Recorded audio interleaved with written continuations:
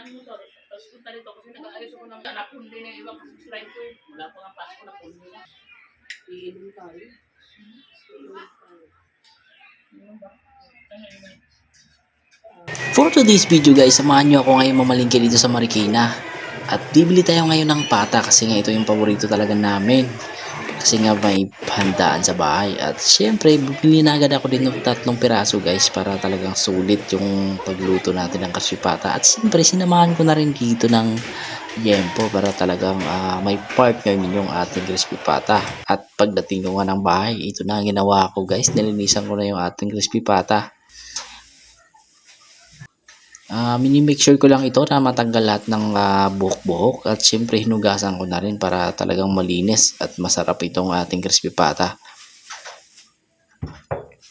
At ang gagawin natin dito guys ay papakuluan natin ng 1 hour to 2 hours para talagang malambot na malambot yung ating crispy pata. Para masarap at hindi tayo mahirapang kagatin. Na yan, pinakuluan natin to sa malaking kaldero. At sakto yung kaldero na hiram natin guys kasi sakto yung 3 crispy pata.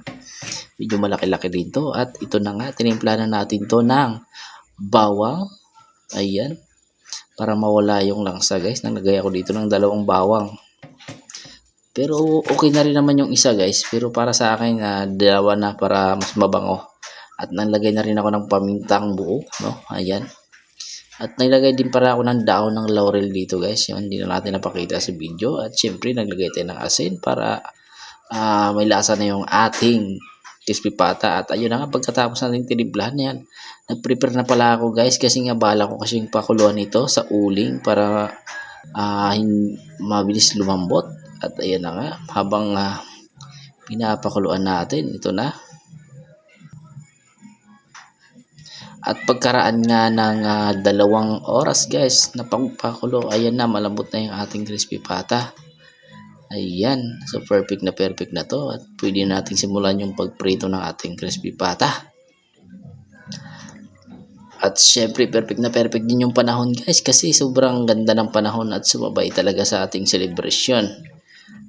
At ito na nga guys, sinimulan ko na yung pagprito ng ating crispy pata. Ayan.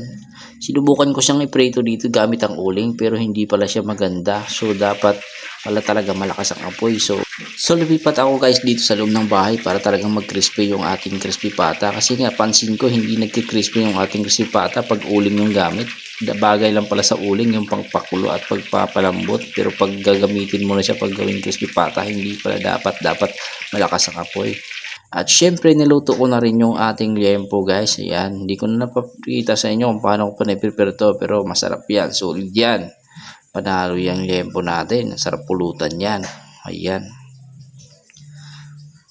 Kita nyo naman no, fresh na fresh yung ating baboy na nabili. At ito na nga, tapos na natin niluto guys. Ito na yung finished product. Ayan. At ayan pala yung mga niluto din ni tita. Ayan, may buffalo wings, crispy pata, maraming putahe guys ang aming hinanda.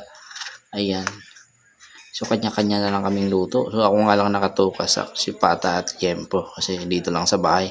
Para sa akin kasi medyo mabilis lang at syempre yun yung gusto ko talaga, kaya naman kanya-kanya kami. At syempre iba na rin, si tita na rin nagluto sa buffalo wings and pansit and seafood, mixed seafood. Ayan. Siyempre, ayan ang sasawa ng ating crispy pata. Wow. So, yung liempo natin guys, iniwan na natin sa maliliit. Ayan. Siyempre, hindi mawawala yung rice. Ayan, may rice din tayo.